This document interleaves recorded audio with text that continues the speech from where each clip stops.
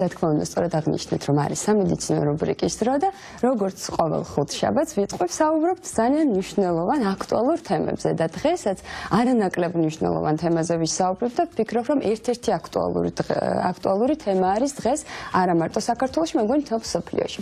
ეს გახლავთ ერთ-ერთი, ასე ვთქვათ, ფსიქიკური აშლილობა, დეცენტრალიზაცია, დეპერსონალიზაციის სინდრომი. გსმენიათ ამ სინდრომის შესახებ? არა, სხვათა შორის და მეც არ მსმენია და პირველად გავიგე ამ სინდრომის. აი რაღაცა უფრო ესეთი. აი რასთან ასოცირდება შენთვის? თავთან გაუცხოება რო არის, აი რაღაცა ამას. აი აგულიერის თავს მომართება რომ მოდი. ზუსტად სწორად ამოიცანი სათაურიდან გამომდინარე. თუმცა რა თქმა უნდა მეც და თქვენც ამაზე კარგად ვერ ვისაუბრებთ, რომ არა ჩვენი სტუმარი, ჩვენი არაჩვეულებრივი სტუმარი, რომლის სტუმრობაც განსაკუთრებით გვეხარია ხოლმე ყოველთვის. ფსიქიატრი ბატონი გუგა ციხარულიძე გააგრძელებს უკვე ამ თემაზე ჩვენთან ერთად. მოგესალმებით. ძალიან დიდი მადლობა პირველ რიგში, რომ მუდმივად ხართ ჩვენი საყვარელი რესპონდენტი და ასეთ მნიშვნელოვან თემებზე ვსაუბრობთ თქვენთან ერთად. მოდით ბატონ გუგა განმარტოთ თავდაპირველად, რას ნიშნავს და რას გულისხმობს დეცენტრალიზაცია, დეპერსონალიზაციის სინდრომი. დეპერსონალიზაცია, დერეალიზაცია. ანუ ეს არის საკმაოდ ფართოდ გავრცელებული ფენომენი. ანუ ეს ჩვენ შეგვიძლია განვიხილოთ როგორც მოვლენა, ანუ სიმპტომი და ასევე ცალკე არსებობს დაავადება. მაგრამ ნუ გამიჩნდა და ჯერ ვისაუბროთ საერთოდ ეს ფენომენი რას წარმოადგენს. ანუ სათაურშიც კარგად ჩანს დეპერსონალიზაცია, ანუ საკუთარი პერსონის, ანუ საკუთარი მეს განსხვავებულად აღქმა. ძირითადი ნიშანი ეს არის, რომ თითქოს საკუთარ სხეულს, საკუთარ პიროვნებას უყურებ რაღაც გვერდიდან და ვერ აღვიქო მას რაღაცა რეალურად, თქვათ, აღქმა მაქვს, რომ თითქოს ჩემი ემოციები არის განსაკუთრებით გაძლიერებული, ან სულაც გამქრალი. ან ჩემი სხეულებრივი შეგრძნება არის სრულიად სხვანაირი პირობითად.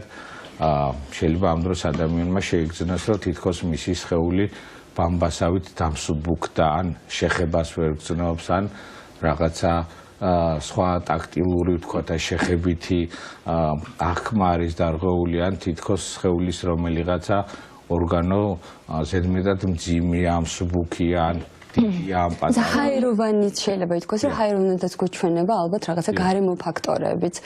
ობიექტურობის შეგრძნებას ხომ არ ფაქტ. გარემო არის, ანუ დერეალიზაცია. ეს უკვე მეორე. დერეალიზაცია მიმართული არის საკუთარი თავის აღქმაზე და ეს არ ეხება მარტო სხეულებრივ, ასე ვთქვათ, ფიზიკურ შეგრძნებებს, ეს არის მაგალითად ემოციებთან მიმართებაში. ანუ თითქოს აი საკუთარი ემოციები გაქრა, შეიცვალა, თითქოს რაღაცნაირად ეს ემოციები მე არ მეკუთვნის და რაღაცნაირად ეს ჩვენი სამყაროსთან, გარე სამყაროსთან ურთიერთობას ძალიან არღვევს. ასევე არის დეპერსონალიზაციის საკმაოდ ხშირი მოვლენა მოძრაობასთან დაკავშირებით. ხშირად ადამიანები აღიქვამენ, რომ თითქოს აი რობოტი მექანიკურად მოძრაობენ და თითქოს ეს მოძრაობა რაღაცნაირად ვერ შეიგრძნობენ ამას როგორ აკეთებენ და თითქოს რაღაცის ავტომატურ რეჟიმში, როგორც რობოტის შემთხვევაში ხდება. რაც შეეხება დერეალიზაციას, ეს არის უკვე გარემოს არასწორი, რაღაც ილუზორული, განსხვავებული აღქმა, როცა ჩვენ გარემოს აღვიქვავთ შეცვლად. აი თითქოს გარემო რაღაც სხვანაირი გახდა, უფრო აი ბუნდოვანი, რომ რაღაცნაირად ვერ შევიგრძნობთ უკვე არა საკუთარი თავის, არამედ გარე გამღიზიანებლებს, აი თქვათ, შეიძლება ოთახი გვეჩვენებოდეს რაღაცა ზედმეტად დიდი ან პატარა ან ბუნდოვანი იყოს ჩვენი მხრიდან, მაგალითად ფერების გემოსახქმა გესმით, აი რაღაც თითქოს შეიძლება მოხდეს ისე მძაფრათაც, რომ თითქოს დავკარგეთ კიდევაც, ანუ აი ამის შეგრძნება, რაც დეპერსონალიზაცია, დერეალიზაცია საკმაოდ შემაწუხებელია. ნუ უფრო დამოკიდებულია იმაზე, რამდენად ინტენსიურად არის გამოხატული და რამდენი ხანი გრძელდება ეს ყველაფერი. ბატონ გუგა, მახასიათებლები, თქვენი ხელ ჩამოთვალეთ მახასიათებლები და ალბათ აი ხა გულწრფელად რო გითხრათ, მე საკუთარი თავი მაგალითად აღმოვაჩინე, იმიტომ რაღაცა პერიოდის განმავლობაში მე მქონია, თქვათ, გამსის შემთხვევაში, თუმცა ამასაც დავაკვირდი, რომ პერიოდულად აღარ განმეორებულა, ასე ვთქვათ. შესაძლებელია, ხო, გამომწვევი მიზეზი რა არის ეს ერთი და მეორე, შესაძლებელია თუ არა, ვთქვათ, ყველა პერსონას, ჩვენ ყველა ჩვენთაგანს გქონდეს ერთხელ მაინც ცხოვრებაში, ვთქვათ, განცდილი მსგავსი შეგრძნება, ასე ვთქვათ. აქ ალბათ ადამიანი არ არსებობს, რომელსაც ცხოვრებაში ერთხელ მაინც მსგავსი შეგრძნება არ ქონია, იმიტომ რომ ძალიან ბევრი ფაქტორი არსებობს, რომელმაც შეიძლება გამოიწვიოს მსგავსი შეგრძნება. ეს არის მაგალითად უძილობა, გადაღილობა, სტრესი. მეგონი ყველა აღმოაჩინეთ თავი რაღაც მომენტში. აი, თუნდაც აი უძილობა, გადაღილობაზე ეგრევე. არა მხოლოდ გადაღილობა, აი სტრესი. რომ აი რაღაც მომენტში შენ თავს გვერდიდან უყურებ კი არა, აი ცოტა გაუცხოვება კი, თამამად შეგვიძლია ვთქვათ, რომ აი საკუთარ თავის მიმართ ხანდახან მქონია ეს გაუცხოვების შეგრძნება.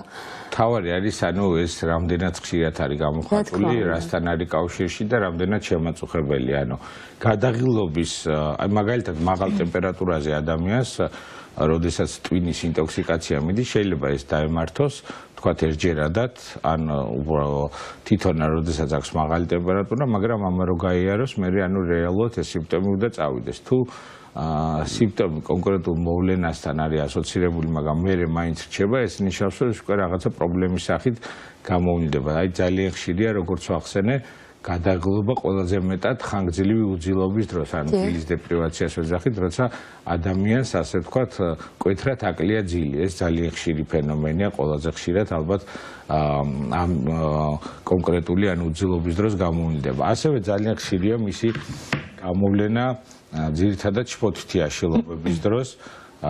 თუ ჩვენ გავიხსენებთ თქვენს ერთ-ერთ გადაცემაში ჩვენ ვისაუბრეთ პანიკურ აშლილობაზე და პანიკურ შეტევაზე, თვითონ პანიკური აშლილობის დროს ძალიან ხშირია ეს შეგრძნება.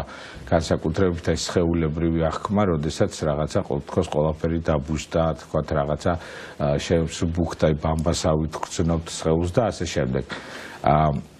ამიტომ მაგრამ როგორც დაავადება, დეპერსონალიზაცია, დარეალიზაცია, ეს არის უკვე ანუ ცალკე ნოზოლოგია, ცალკე არსებობს, როდესაც წამყვანი სიმპტომი ამ შემთხვევაში არის უშუალოდ დეპერსონალიზაცია, დარეალიზაცია და არა როგორც თანხმლები ფენომენი. ანუ როდესაც პირველადად ადამიანს აქვს აწუხებს ინტენსიურად, ხშირად და ხანგრძლივ პერიოდის განმავლობაში ეს შეგრძნები, რაც არის უკიდურესად შემაწუხებელი და აი საკმაოდ სერიოზულ სტრესს და ჩვენი აი სტაბილურობის მოშლას. აი, მინდა რომ ესეც ავხსნათ ყოველდღიურ ცხოვრებაში როგორ შეიძლება გამოვლინდეს და რაში შეიძლება რომ ხელი შეუშალონ ადამიანებს, აი თქვა სამსახურში, არ ვიცი, აი ყოველდღიურ ცხოვრებაში თვითონ.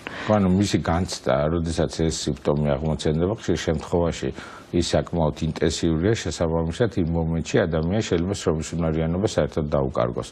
და თუ ეს სიმპტომი დღის განმავლობაში ხშირად აღმოცენდება და დღის რაღაცა მონაკვეთს იკავებს, შესაბამისად ის მონაკვეთიც ადამიანს ანუ მის მარგი ქმედების კოეფიციენტს მკვეთრად წევს.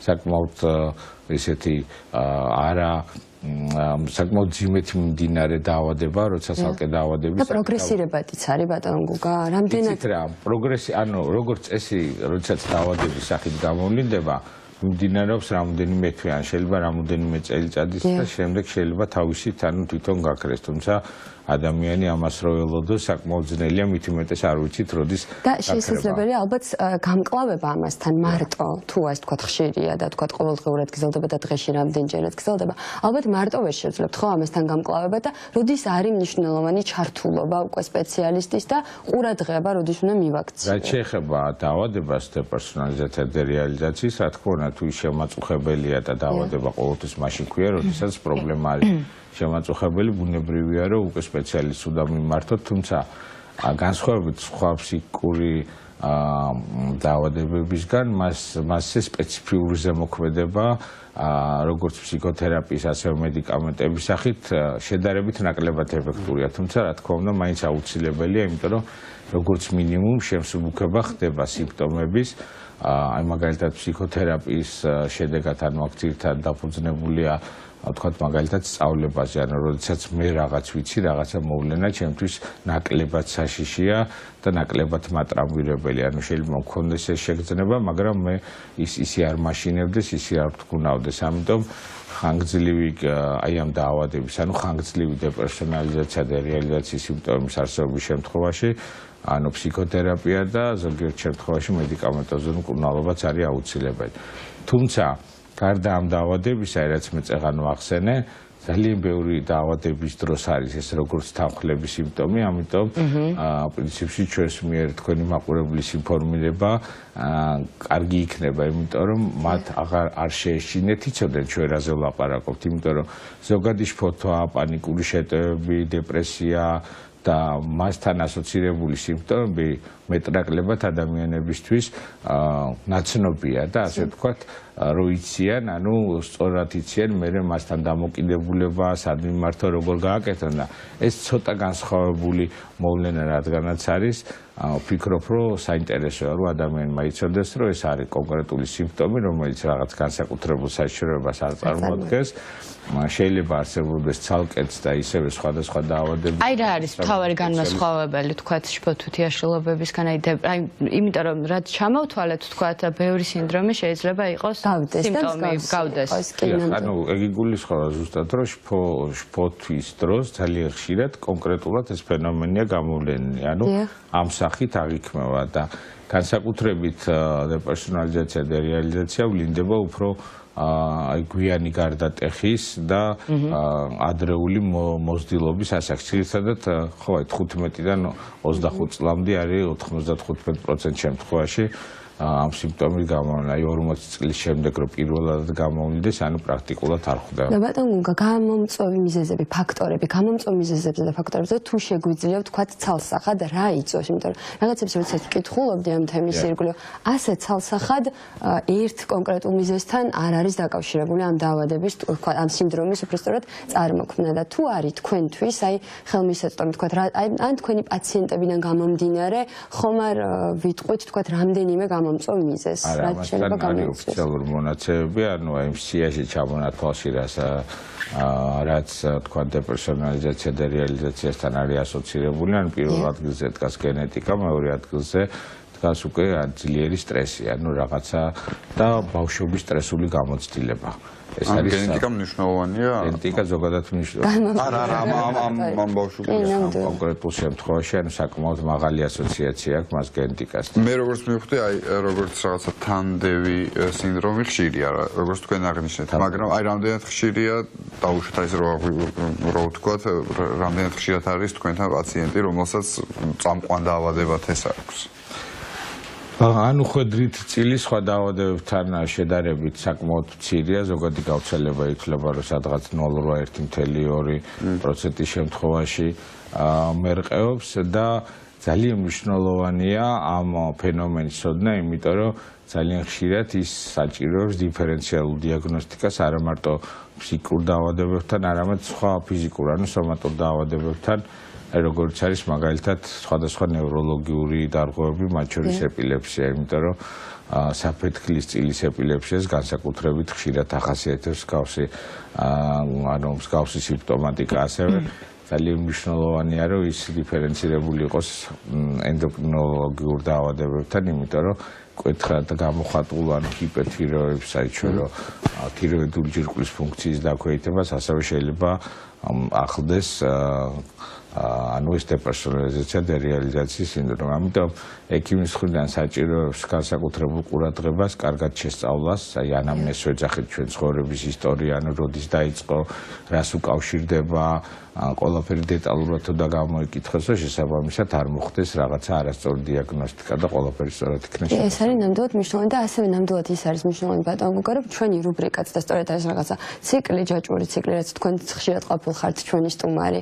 ამ თემებზე უკავშირდება იმას, რომ დღეს ჩვენს ყოფით ცხოვრებაში და თქვათ რაღაცა გარემო ფაქტორებმა გამოიწვია ის, რომ სხვადასხვა მენტალური და ფსიქიკური დაავადებები და სინდრომები წინ წამოვიდა, თქვათ წინა პლანზეა და თითოეულ ჩვენთაგან ხშირ შემთხვევაში გვჭირდება ხოლმე თქვათ რაღაცა საკუთარ თავში რაღაც ისეთი რაღაცების აღმოჩენა, რასაც ყურადღება უნდა მივაქციოთ და არ უნდა თქვათ ესე ყურადღება მისაქცევი არის, რაც ძალიან მნიშვნელოვანია და სწორედ თქვენი სპეციალისტების ჩართულობით დაძლებადია ყველა ეს მენტალური თუ ვთქვათ ფსიქიკური პრობლემები. და ამისთვის ძალიან დიდი მადლობა თქვენ რომ მუდმივად ვთქვათ ასე საინტერესოდ საუბრობთ და ჩვენ ტელემაყურებელმაც მე მგონი გაიგო ის მნიშვნელოვანი რჩევები რაც ამ სინდრომთან არის დაკავშირებული. ერთი კითხვა მაქვს თუ არის შესაძლებელი თქვენ ახსენეთ რომ ძირითადად აი თინეიჯერობის მოზარდობის ასაკში ვლინდება. შეგვიძლია რომ მშობლებს მივცეთ კონკრეტული რჩევები, ან როგორ აღმოაჩინონ, თქვათ რა სიმპტომებით, ან როგორ უნდა მოიქცენ მოზარდებთან, როდესაც ხვდებიან რომ რაღაცა პრობლემა არის.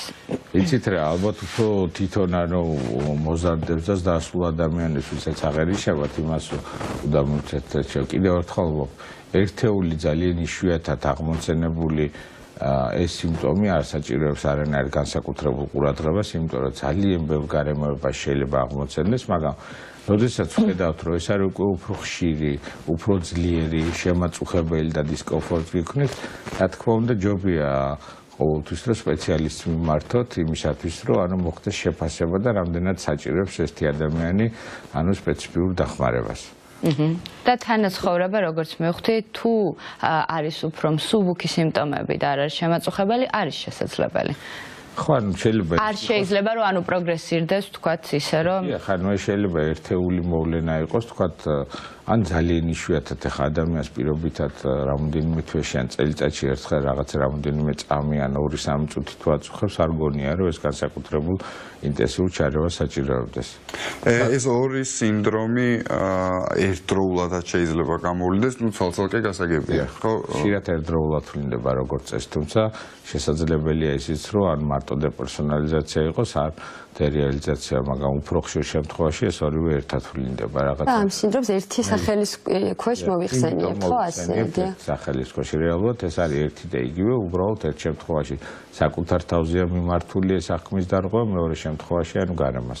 აი თინეიჯერობის ასაკში ჩემს გარემოცვაში ქონდა ჩემს მეგობარს სავარაუდოდ არ ვიცი რამდენად მოიაზრება ამ ტერმინოლოგიაში, მაგრამ ზოგად ცხოვრებაში არა ესახებოდა, მხოლოდ უტრიგერდებოდა ასე ვთქვათ ეს მდგომარეობა ის საზოგადოებრივ ტრანსპორტში და ზედმეტად დახურულ ხალხმრავალ სივრცეებში. რამდენად შეიძლება რომ ამ სინდრომის ქვეშ მოექცეს ეს მდგომარეობა. აი საკუთარი თავის აღქმას არის პანიკური შეტევა. თამდები არის ესეც პანიკური შეტევის დროს შეიძლება ვთქვათ თქვენ ეს გულაშულობა, თქვათ დახურულ სივრცის კლაუსტროფობია, აგორაფობია გასულ სივრცეში და ეგ შეიძლება შფოთის შეტევა განვითარდეს, შეიძლება პანიკური შეტევა განვითარდეს და აი ამ შფოთის ან პანიკური შეტევის დროს შეიძლება როგორც თანხლები სიმპტომი იყოს გამოხატული. შეიძლება ამით დაიწყოს ამ შეგრძნებით და მე განვითარდეს პანიკური შეტევა, პირიქით იყოს ამოვიდეს პანიკური შეტევა და სხვა სიმპტომებთან ერთად ერთ-ერთი სიმპტომი იყოს დეპერსონალიზაცია, დერეალიზაცია. ამიტომაც არის, რომ ამას განვიხილავთ როგორც მოვლენას, ფენომენს, სიმპტომს, სინდრომს, როგორც გინდა დავარქვათ და მეორე შემთხვევაში განვიხილავთ როგორც დაავადებას. დაავადების შემთხვევაში უშუალოდ ეს კონკრეტული სინდრომი არის წამყვანი და ჩვენი დისკომფორტების და სიმპტომების 80-90% უკავია კონკრეტულად აი ამ შეგრძნებას. და სხვა რაღაცები შეიძლება როგორც თქვა მიიკრას ამ წამყვანმა დაავადებამ? ხან ზოგადად კომორბიდობა, რამოდენიმე ფენომენის დაავადებისთან არსებობა მედიცინაში საკმაოდ ხშირია, განსაკუთრებით ჩვენ სფეროში. ამიტომ მერე როგორც წესი შეიძლება იყოს დეპერსონალიზაცია, დერეალიზაციის დაავადება, მაგრამ იმის გამო რომ ეს ქმნის ძალიან სერიოზულ დისკომფორტს, მერე ადამიანს დაეწყოს უკვე ვთქვათ შფოთიაშულობა, მერე განვითარდეს დეპრესია და ასე შემდეგ. და სხვა რიგი პრობლემები. იმდენად დამინტერესდით მე მგონი თემით, რომ კიდევ მეორე კითხვა დაგვრჩა. უღრმესი მადლობა თქვენ რომ იყავით ჩვენი სტუმარი. ყოველთვის მადლობა და ხშირად ვეცდებით. ადრეც გითხარით, ახლაც გიყვართ. ჩვენ ტრადიციულად შემდეგ ხუჩავთ ამ დაგემშვიდობით. მადლობა როგორც ყოველთვის საინტერესო თემისთვის და